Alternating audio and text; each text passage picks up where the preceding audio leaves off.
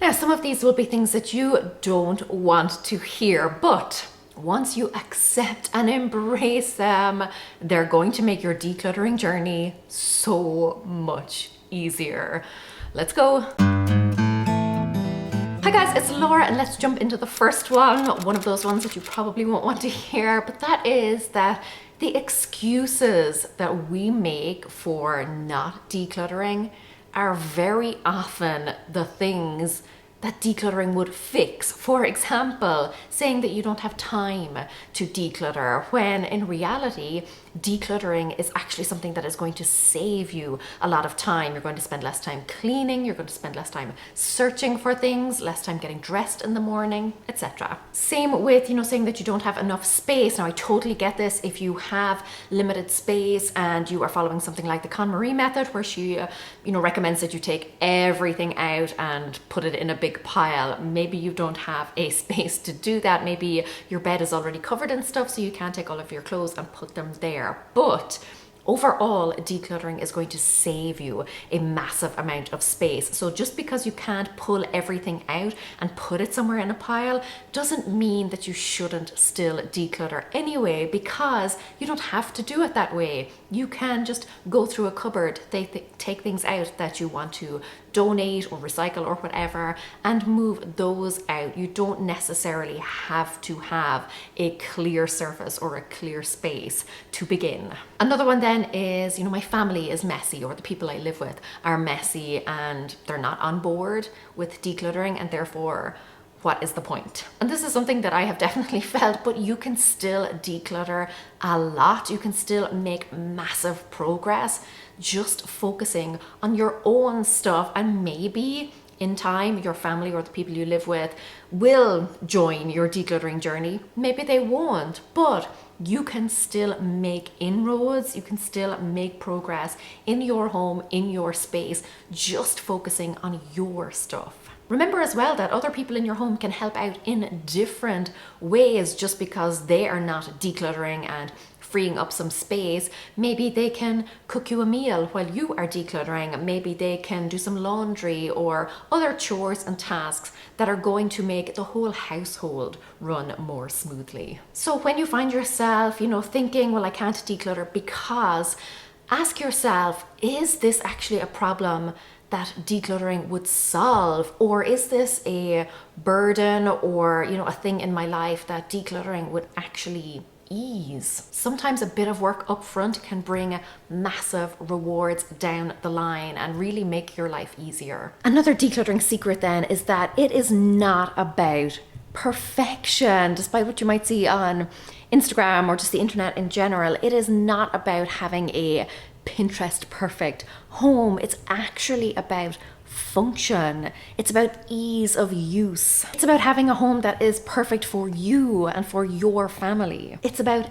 imperfect perfection, because you live in your home, and life changes over time. Your family is going to grow and evolve. Maybe you're going to move house or something. You can't find a perfect system. It's just not possible. And even if you find something that works really well in the moment, that does not mean it's going to work forever. So do what you can. Make it so that your life is just easier. Make it so that things are just more convenient. And then keep an eye on those systems over time, tweak them, change them accordingly. But don't look at a picture on the internet and think, that is what decluttering is, that is what I'm aiming for. No, all you're aiming for is to make your life easier. Following on from that then, and this is a big one, but that is, it's actually not about the decluttering itself. It's more about the systems that you put in place and the way that your life and your mindset changes, the way that you do things changes. Because let me ask you, have you ever decluttered a space only for it to become cluttered? Again, it's really not about just clearing things out of the way. It's not about donating things. It's about trying to fix a problem. You don't fix things if you're not getting to the root of that problem. So figure out why clutter is ending up in a particular spot. Figure out why the dining table or whatever seems to always be messy or covered in papers.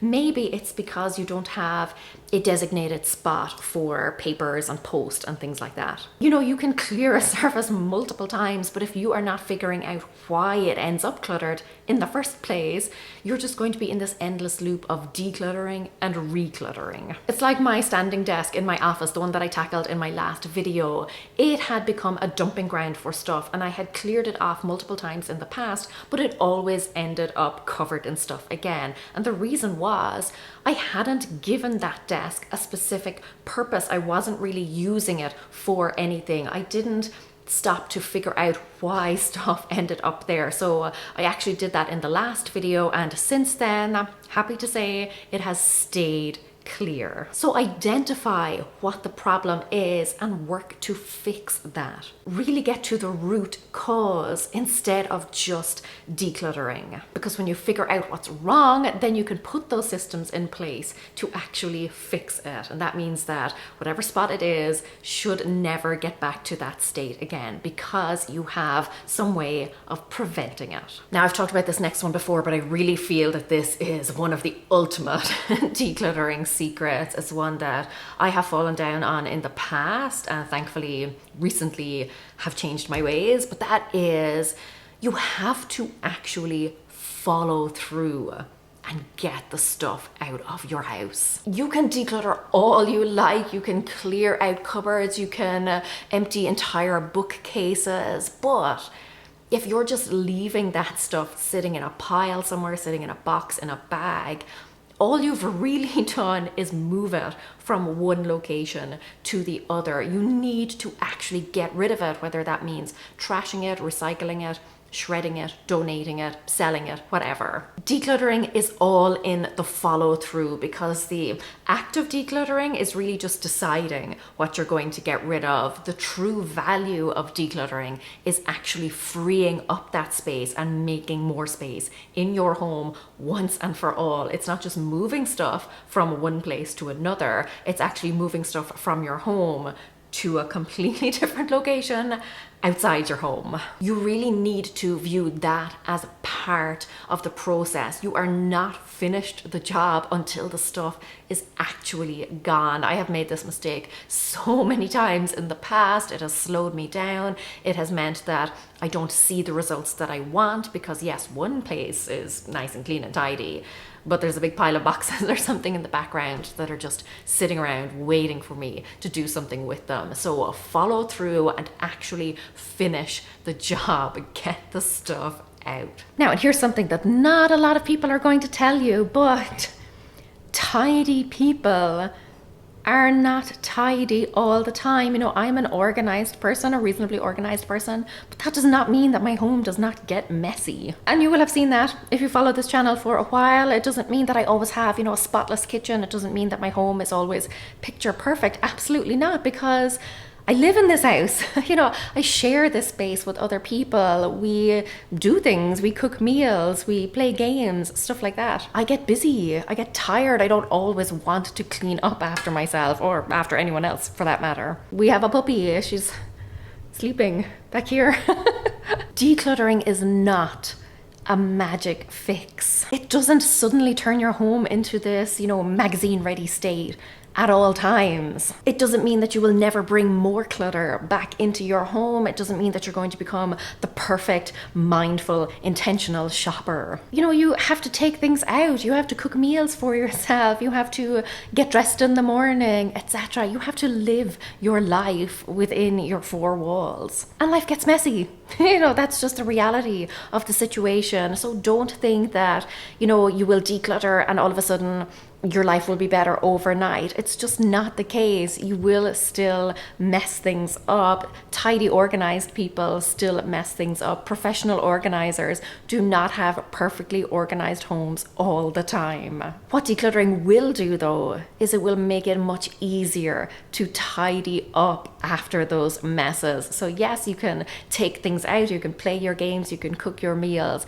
but decluttering, if you have minimized the amount of stuff that you have, it means that you you have minimal stuff to take out and then minimal stuff to put back. And not only that, but you will know exactly where it goes. So not a quick fix, sorry to say, but it will make your life easier. You see over here, my daughter has decided that she wants to donate these, so she's left these here. She's getting really good at donating. Very proud of her. It's like a pretty big sack of stuff there, all clothes that she wants to get rid of. Still waiting for my husband to jump on the decluttering bandwagon though. It's been about 6-7 years now.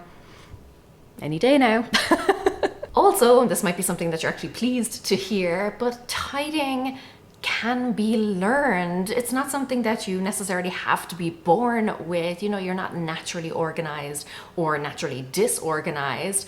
You can learn how to tidy, you can practice and get better at it. I would consider myself a naturally organized person, but when I was a teenager, even into my early 20s, my room was not tidy at all. It was a complete disaster. I had clothes and stuff all over the floor, all over the bed. It was bad. And even when I started decluttering and tidying up, did I get it perfect first time? Like, you know, I'm 6 years in, I'm still not getting it perfect every time.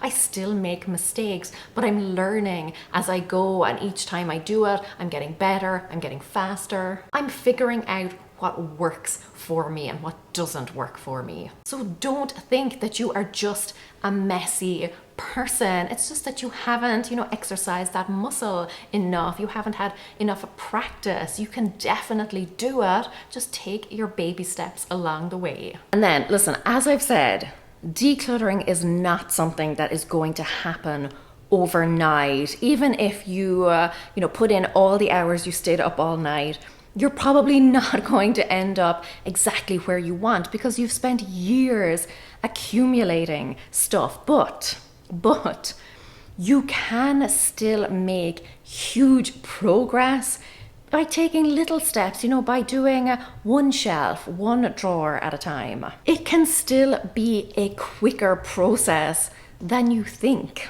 You don't need to have a large amount of time to do it. You don't need a whole afternoon free, a whole weekend. You don't need to take time off work. You don't even need to wait until you are doing a decluttering spree. You don't have to have specific dedicated time set aside. Just as you are going about your normal day, if you see something that you no longer want or love, you can get rid of it on the spot. And by doing that on a consistent, regular basis, you are going to make significant progress. Don't discount how much you can achieve, how much progress you can make in a short amount of time by doing things one at a time, by clearing out one drawer at a time. In fact, if you want to see just how much progress you can make in as little as 5 minutes, go ahead and take my declutter challenge. I give you prompts every day for 30 days, and you don't have to do it, in consecutive days or anything, or you can do 2 or 3 of them in the one day, depending on how much time and energy you have. But it is 30 different prompts for things that you can declutter in 5 minutes or less. You are going to get results in just a few minutes. So I'm going to link that for you. Thousands of people have already taken the challenge. It has proved very helpful for them. So no, it won't happen overnight for you, but you also don't need to set aside huge chunks of time to still make inroads in your home. If you see something you no longer want or love, toss it on the spot. I'll cover this next one very briefly because I've already talked about it, but that is thinking that you can't get others on board with decluttering. The secret is that you actually can, not necessarily with the decluttering itself, deciding to get rid of their things, but they can still help you in other ways. For example, they may be able to move boxes for you or to carry things. Maybe they can do a drop off at the charity shop the next time they're out and about, or like those things I mentioned, cooking dinner, maybe looking after the kids or the pets while you are decluttering. There are various different ways that you can get other people to help out. And it doesn't necessarily have to be people in your home, but maybe a friendly neighbor can help carry things out to the curb. Maybe a service will come and collect things for you. There are plenty of charity shops, etc., organizations that will come to your home and collect things. Maybe you could book a skip or some sort of service like that, where they will deliver a big skip to your driveway, you can fill it up, they will come back and collect it. There are so many different ways that you can get other people or services to help you in your decluttering journey. Another secret then is that there is no one size fits all decluttering guide or whatever. There are no rules that are hard and fast that you have to stick with. Take what works for you and then just tweak the rest as you go. It's really easy to get disheartened when you hear about a particular decluttering method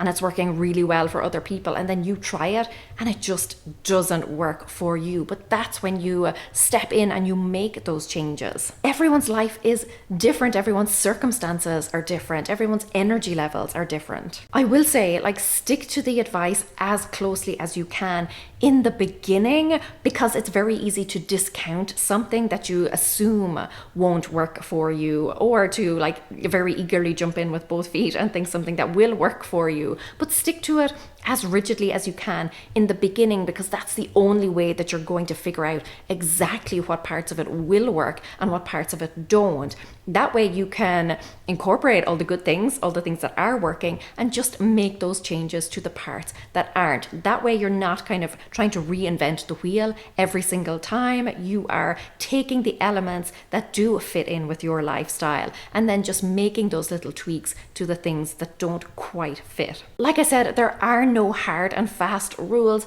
Take what works, tweak the rest. Another thing that not a lot of people talk about, and honestly I do not know why, is that decluttering can have massive ripple effects on the rest of your life. Once you start getting your physical stuff in order, once you start seeing the benefits and realizing that you don't need a lot of clutter in your life, that will filter through to the rest of your life. She's starting to wake up. She's moving around over there. But it can have this massive knock-on effect. So all of a sudden, you're looking at your schedule and you're seeing clutter in it. You're seeing all of those obligations that you no longer want to be responsible for, that you no longer want to give your time and energy to. You're looking around at all of the things that spark joy, not just in your home, but in your work life, in your outside life, in your social life, in your relationships. You start to realize that life is too short to live with clutter in any form, whether that be physical stuff, mental, emotional, spiritual. And there are so many examples of this, big and small. Let me give you a small one actually. When you declutter your closet, when you get rid of the things that maybe don't fit you or don't make you feel great, then not only is it going to be much easier to get dressed in the morning, like your mornings are just going to run that much more smoothly, but you're also going to be dressing in things that you love, and therefore you're going to feel more confident. It's going to make you feel better as you go throughout your day. There is this massive knock-on effect that decluttering has. Just so many different ways that the rest of your life will also be better. If you have decluttered, what has been a kind of unintended or unexpected benefit that you have got out of it, apart from just a little bit more space in your home? Remember to take my declutter challenge. I'm going to link that for you. And until next time, go raibh míle maith agaibh. Agus feici mé sibh sigalua. Slán.